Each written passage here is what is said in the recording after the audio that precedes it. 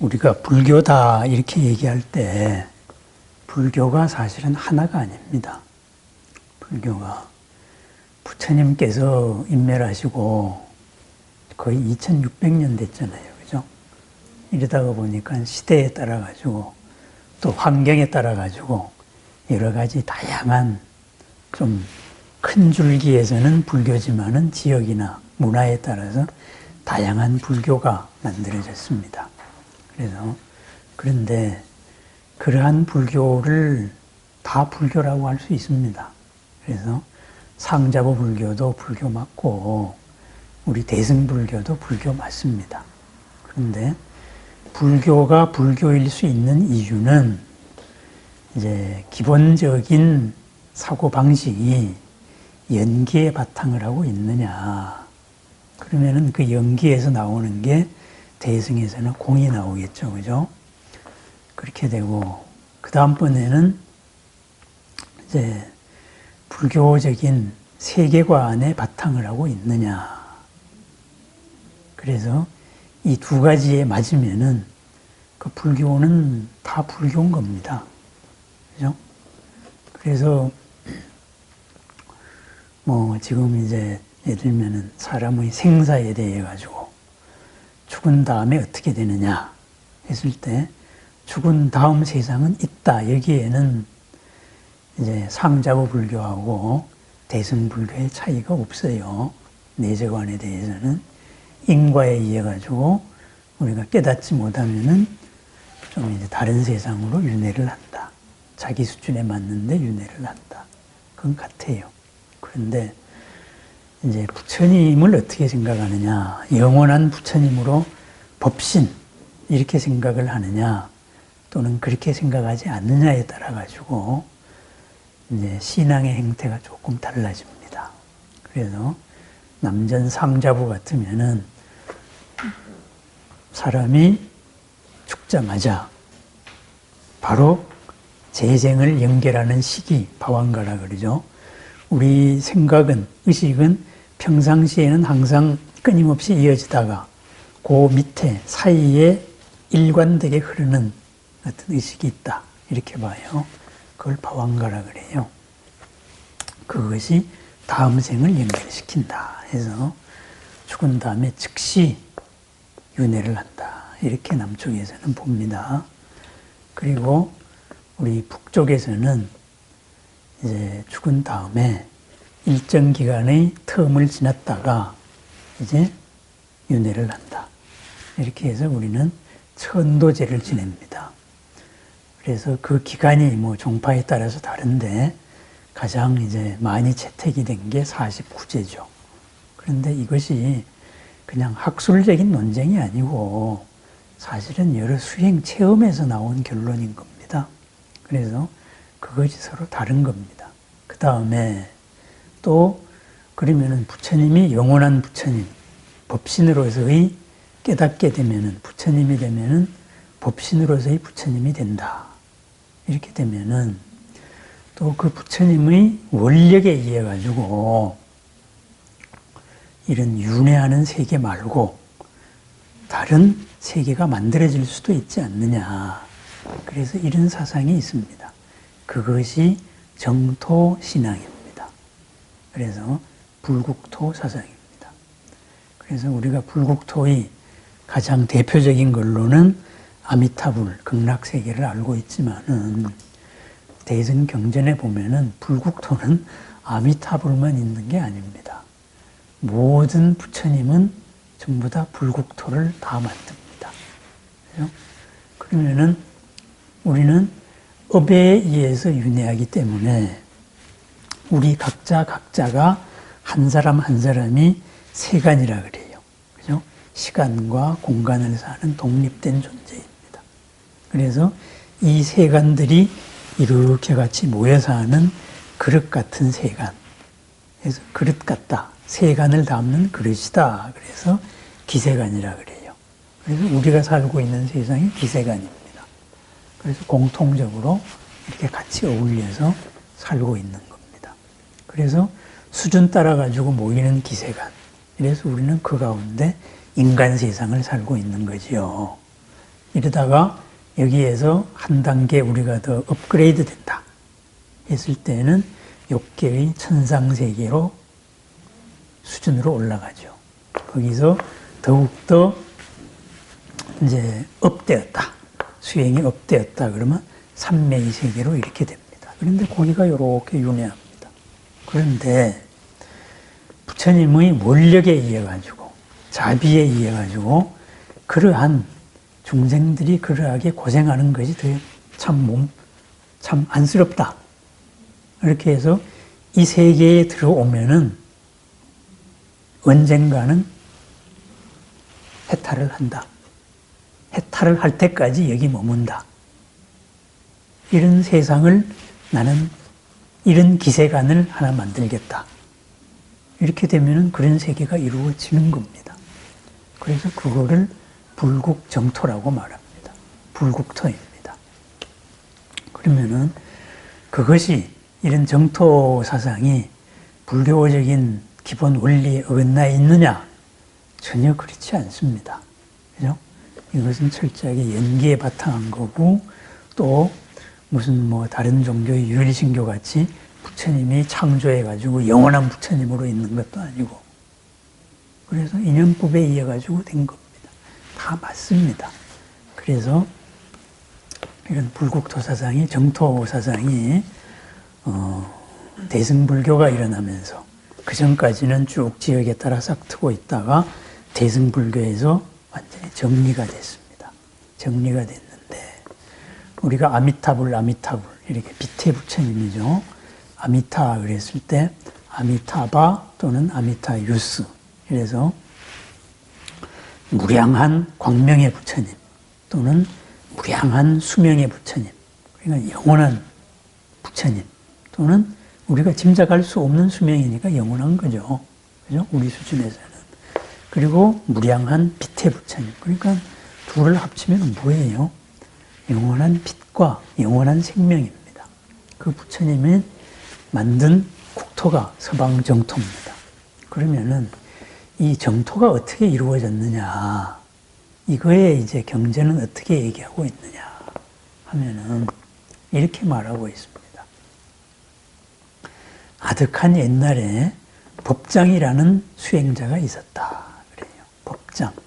온갖 법의 공덕을 잉태한 그런 수행자가 있었다. 그래서 법장비구라 그래요. 법자에다가 감출장자. 그러니까 법의 곳간이다 이러지만은 장이라는 말은 이제 원어가 가르바 해가지고 모든 싹을 갖추고 있답니다. 그래서 모든 법의 공덕을 나는 다 갖추고 있다. 그것을 피워내겠다. 그러면은 그 법장이 누구냐? 사실은 우리들 각자입니다. 우리들 각자가 부처가 될 수 있는 모든 그릇을 갖추고 있기 때문입니다. 어쨌든 이 법장이라는 수행자가 있었습니다. 이 법장이라는 수행자가 어느 날 부처님에게 청을 했습니다. 그죠? 발언을 했습니다. 그때의 부처님 이름이 뭐냐 했을 때 세자재왕 부처다 이렇게 돼 있어요. 부처님 이름이. 그럼 세자재왕이다. 이걸 한번 의미를 한번 살펴봐요. 부처님 이름을 세상이죠, 그죠? 온갖 세상, 또 세라는 말은 시간도 의미합니다. 모든 시간과 모든 세상에서 자제하기로 왕, 으뜸인 부처님이다. 이거죠. 그럼 뭐예요? 모든 생명이 살고 있는 시공간, 이쪽 어디에나 자유자재할 수 있는 걸림없는 부처님으로서의 이거다. 이겁니다. 그래서 세자재왕 부처님, 그러니까 부처님 이름이 모든 세상을 전부 다 자제하다. 자유롭게 어디서나 계시다. 이 말이 상징하는 게 뭐겠어요? 이것이 이미 정토를 상징하고 있어요. 그래서 이 세자재왕 부처님이 있었는데 그 세자재왕 부처님한테 모든 법의 공덕을 잉태하고 있는, 아직은 다 꽃피우지는 못했습니다. 이 법장이라는 수행자가 말을 합니다. 부처님, 저는 이 모든 불국토 가운데서도 가장 으뜸이 되는 불국토를 만들고 싶습니다. 건설하고 싶습니다. 그러니까는 세자지왕 부처님께서 그럼 네가 하면 될 거 아니냐? 에? 이렇게 말해. 그대가 하라. 이렇게 말해. 할 수 있다. 이렇게 말해. 그때 법장비구는 이렇게 말합니다. 할 수는 있지만은 부처님의 도움이 필요합니다. 그래요. 그래서 무슨 도움이 필요하냐? 지금까지 이루어져 있는 여러 부처님 나라들을 다 구경을 하고 싶습니다. 그래요. 예? 그럼 그래? 그러면은 이제 도와줄게. 이렇게 해서 세자제왕이라 그랬잖아요. 세상에서 다 자제하잖아요. 이렇게 돼서 세자제왕 부처님의 실력으로 가피력이죠. 가피력으로 법장비구가 세자제왕 비구의 가피력에 의해 가지고 시방의 모든 불국토를 구경을 합니다. 이 불국토는 이러이러한 조건으로 사는구나. 여긴 이러이러한 조건으로 사는구나. 그죠? 왜 그런 도움이 필요하냐? 법장비구는 아직까지 시간과 공간 속에 갇혀 있잖아요. 그죠? 수행이 이 업에서 자유롭지가 못하니까 살고 있는 세계에 갇혀 있는데 부처님은 그 한계를 벗어났단 말이죠. 이렇게 돼서 부처님의 도움으로 공간이 열리는 겁니다. 시간이 열리는 겁니다. 그래서 이러한 시공이 열리는 장면은 대승불교에 많이 나옵니다. 법화경의 시작도 그런 장면이고 유마경에도 나오고 많이 나옵니다. 어쨌든 그래서 열린 시공을 가지고 수많은 불국토를 다 구경을 합니다. 그래서 마침내 법장비구가 원력을 세웁니다. 이제 지금까지 구경한 걸 전부 다 종합을 했죠. 내가 최고 짱인 불국토를 만들겠다 그랬으니까. 그렇게 해서 그거를 딱 정리하고 나니까는 48가지 조건이 나왔어요. 48개 조건. 그게 그래서 48원 부처님, 저는 이러이러한 불국토를 만들겠습니다. 이 48원이 부족한 불국토를 만들겠다 이거죠. 그럼 뭐예요? 그 48원이라는 것은 그 불국토에 들어오는 입국 비자입니다. 말을 바꾸면 부처님의 원력이죠. 그죠? 그렇게 해서 근데 법장비구가 이 48원을 만들기까지, 이루기까지가 그 경에 어떻게 나와 있냐 하면은 몇 급 동안을 이렇게 쭉 공부한 거를 몇 급의 수행 동안에 정리를 했습니다. 그리야 해서 마침내 모든 생명을 안락하고 이롭게 하려면은 이러이러해야 하나도 빠지지가 않겠구나 해서 마침내 몇 급의 명상 속에서, 선정 속에서 48원을 정리를 해서 그리고 마침내 세자제왕 부처님한테 그 48원을 바랍니다. 원력을 세우자. 그러면은 원력을 세운다고 그게 이루어지느냐 이거예요. 그게 아니잖아요. 우선 내가 부처님이 돼야 되잖아요. 그죠? 모든 업의 한계, 모든 시공이라는 차원의 한계를 벗어나야 되잖아요. 그런 힘을 갖춰야 되잖아요. 그래서 또 수십 급을 수행을 합니다. 수행을 해서 마침내 부처님이 되고 그러한 조건의 부처님 나라를 갖추게 됩니다. 그렇게 해서 그 경에 이렇게 나옵니다. 그 법장비구가 지금 어디 있느냐? 저 서쪽에 아미타 불국토, 아미타 극락정토를 만들어서 거기 계시다. 그래서 그 극락정토에 환생하려면은 이런 법장비구의 이러한 48개 조건 가운데 하나만 합치면 된다. 이런 말입니다. 그러면은 이것을 우리가 거꾸로 뒤집어서 한번 생각을 해봐요. 이건 뭐겠습니까? 우리가 이렇게 참 힘든 세상을 삽니다. 그죠? 힘든 세상을 사는데 우리는 한계 속에 살다가 보니까 항상 부닥치잖아요. 불만족에 사는데 이러한 것이 전부 다 해결된 세상은 구체적으로 어떤 세상일까? 이런 거에 대한 희망사항입니다. 그것을 다 갖춘 거예요. 이러한 세상이라야 비로소 정토라고 할 만하다. 이러한 세상이라고 해야 정말로 모든 생명이 고가 없이 살만한 세상일 것이다. 이러한 결론이 되겠죠. 그죠? 요즘식으로 표현하면은. 그래서 이런 이제 그러면은 이 부처님 나라가 어떤 나라냐. 에? 이렇게 해서 그 48가지 조건을 한번 살펴보겠습니다. 이 하나하나의 조건, 우리가 연부를 할 때, 아미타불 연부를 할 때는 이랬습니다. 보통 처음에 아미타불의 금빛 모습을 그리고 이 금빛 모습에 있는 아미타불 좌우로 관세음과 대세지보살의 모습을 그리고 그 다음에 극락세계, 경전에 나오는 극락세계의 모습을 그립니다. 영꽃 가운데 계신 아미타 부처님, 그리고 그 좌우로 계신 대세지보살, 그리고 관세음보살, 그리고 수많은 무수한 수행자들, 극락세계의 대중이죠. 이렇게 하고 거기서 나오는 금빛 광명과 분위기, 그리고 모든 극락세계의 장면들, 어떤 이제 보배로 된 누각이라든가 보배의 뭐 하여튼 아름다움은 답니다. 여기를 생각을 하고 그 모습에다가 쫙 집중을 해 나갑니다. 아미타불을 연부를 하면서. 그죠? 비트로서 하나 되는 겁니다. 그래서 우리가 비트의 삼매로서 마주했을 때 바로 삼매에 들어가고 그 가피력을 받는 겁니다. 법신의 힘을 우리가 받는 거죠.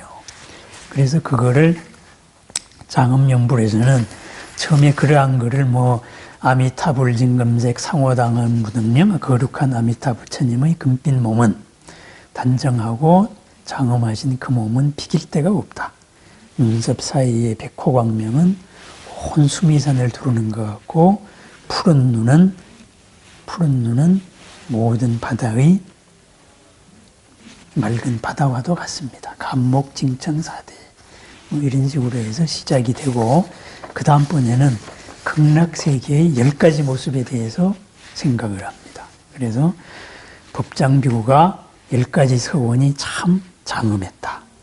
그래서 이제 서원을 세울 때 그 서원 자체가 장엄했다. 48원이 장엄했다. 그리고 아미타불의 명호가, 그리고 그 수명이 장엄하다. 그리고 관세음보살, 대세지보살, 아미타불 세 분의 모습이 참 엄청나게 좋다. 그리고 미타 국토 안락장엄, 부처님 나라가 참 안락하다. 부처님 나라의 보배강 이런 것이 참 청정한 물이다. 청정하다. 그리고 집들이 참 아름답다. 그리고 밤낮도 아름답다. 그리고 모든 낙이 24가지 즐거움이 거기 있다. 30가지의 모든 공덕이 있다. 이런 식으로 말합니다. 하여튼 좋은 건 다 모아놨습니다. 고가 없는 정토입니다. 그러면은 이 정토의 조건을 우리가 한번 생각해 봅시다. 이것은 정토의 조건이기도 하지만은 우리 자신이 마침내 이루어져야 될, 되어야 될 우리들의 모습이기도 합니다. 그리고 우리들의 삶이 이렇게 되어야 된다. 이런 확인이기도 합니다. 그래서 그걸 한번 보겠습니다. 우선 맨 처음이 악취무명원입니다. 그죠? 악취. 나쁜 나라라는 것은, 나쁜 환경이라는 것은 이름조차 듣지 않겠다. 그죠? 환경이 나쁘면 나쁘게 가잖아요. 그죠? 악취무명은, 거긴 지옥악이 축생, 이런 것은 이름조차 없는 나라다. 우리 인간세계는 있잖아요. 그죠? 그 다음 무타악도원. 거기에 태어나는 모든 사람은 다시는 그러한 나쁜 환경에 떨어지지 않습니다. 올라가면 올라갔지 내려가는 부분은 없습니다. 그 다음에 그 모습들, 모든 존재의 모습들이 동진금색원, 전부 다 한 가지로 금빛 광명으로 빛나는 몸을 갖추게 하겠습니다. 아름답다 이거예요. 그런데 그 아름다운 모습이 형모무차원, 그 모습이 뭐 누구는 더 아름답고 누구는 덜 아름답고 이런 게 아니라 차별이 없다. 그럼 외면적인 모습이 그렇다면은 내면적으로는 어떻게 되느냐? 거기는 성취 숙명은 모든 존재들이 숙명통을 이루게 하겠다. 과거를 다 안다 말이죠. 과거를 알면은 과거의 시행착오를 현대에 고칠 수가 있잖아요. 그죠? 우린 모르기 때문에 과거의 간성에 끌려가거든요. 그것이 숙명통을 다 얻게 하겠습니다. 그 다음에 생획천안운, 천안통을 전부 다 얻게 하겠습니다. 내가 보이는 요거만 보는 게 아니고 하늘눈을 얻어가지고 모든 차원의 공간을 넘어서 다 볼 수 있도록 하겠습니다. 이 말은 뭐겠습니까? 우리는 우리 눈앞에 보이는 것만 알아요. 눈앞에 한계에 갇힌단 말이죠. 그런데 항상 조금 더 마음을 너그럽게 했을 때에는 앞에 요거만 보여서 확 끌려 나가다가 그 주위가 보이기 시작합니다. 그러면은 확 끌려 나가는 업은 짓지 않게 되는 거죠. 그것이 더 확장된다면은 우리가 다른 세상까지 내가 생각하지 못한 것까지를 보게 됩니다. 그것을 천안통이라고 해도 좋습니다. 그러한 보이는 이상을 다 볼 수 있는 존재가 되겠습니다. 생획천이원, 그죠? 천이 하늘길을 얻겠습니다. 귀로 들리는 것만이 다가 아니고 지금 내 귀에 들리지 않는 것, 나의 한계를 넘어서 다른 세계의 모든 것까지를 다 듣겠습니다. 실지 심행은 마음의 의지작용들, 심행이죠. 이것을 실지 모두 다 알게 하겠습니다. 그건 뭐예요? 상대방의 마음도 내가 다 압니다. 내 마음도 상대방이 다 압니다. 그럼 뭐예요? 서로가 서로의 마음을 아니까 서로가 서로를 속일 일이 없고 서로가 서로를 위하는 일밖에 없습니다. 그런데 우리는 내 마음도 모르고 상대방의 마음도 모르는 세상이잖아요. 이런 거. 그 다음에 신족 초월은 모두가 전부 다 신족통을 얻게 하겠습니다. 공간의 한계에 부닥치지 않는다 이거죠. 정무아상은 모두가 아상, 그죠? 이런 아상, 아에 집착을 한 이런 상에서 벗어나게 하겠습니다. 그럼 뭐예요? 무아, 무진통을 얻게 한다 이 말이에요. 모든 번뇌를 없게 하도록 하겠습니다. 그리하여서 결정정각은 마침내는 정각을 바른 깨달음을 얻는 것을 정해지게 결정되게 하겠습니다. 극락세계에 태어나면 반드시 된다 이거예요. 그 다음에 광명보조원, 그리하여서 모든 광명이 언제까지나 두루두루 하겠습니다. 이것이 이제 여기까지가 12번째 원입니다. 나머지 원도 다 이렇게 참 아름답습니다. 모든 고가 없습니다. 그렇게 해서 부처님과 내가 전부 다 하나 되는 이런 겁니다. 그러면은 이러한 것이, 이러한 세상, 이러한 나라, 이것이 윤회의 차원에서도 삼계와 별도로 부처님의 원력에 의해 가지고 존재하고 있다 이겁니다. 그럼 여기에 들어가려면은 어떻게 해야 되느냐? 아주 쉽습니다. 한 번이라도 아미타불의 이름을 한 번이라도 진심으로 불러서 마주치면 됩니다. 특히 생의 마지막 순간에 마주치면 됩니다. 그러면 입국기자 받은 거예요. 나머지는 이 법장비구의 원력, 아미타불의 원력에 의해 가지고 들어오는 겁니다. 우리가 그러면은 어떻게 되느냐?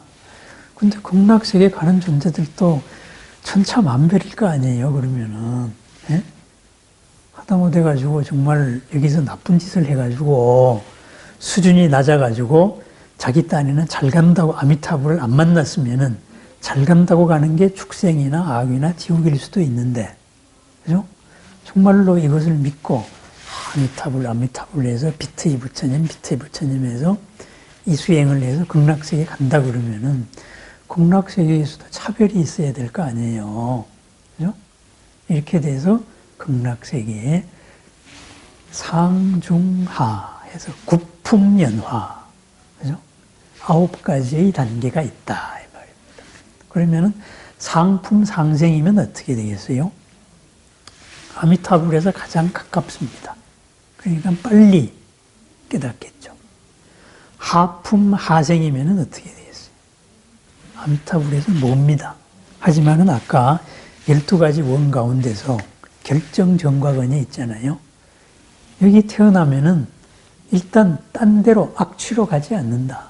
거기에서 언젠가는 하지 하품에서 하지 중품으로 하지 상품으로 이렇게 해가지고 마침내는 정각을 얻는다.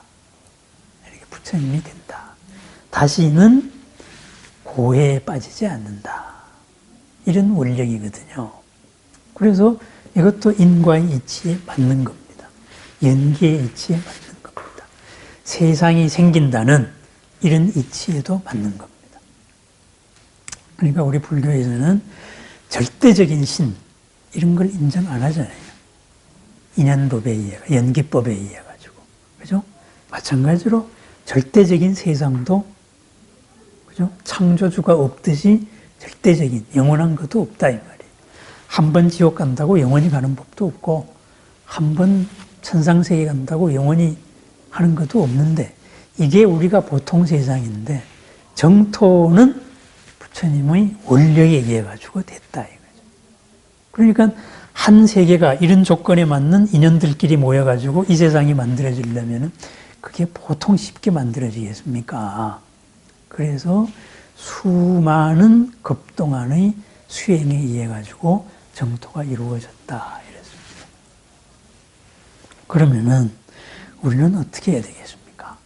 그죠? 정토의 왕생을 축원을 해주는 겁니다. 내가 축원하고 그리고 나와 인연된 모든 사람을 비틀어서 환생하기를 축원합니다.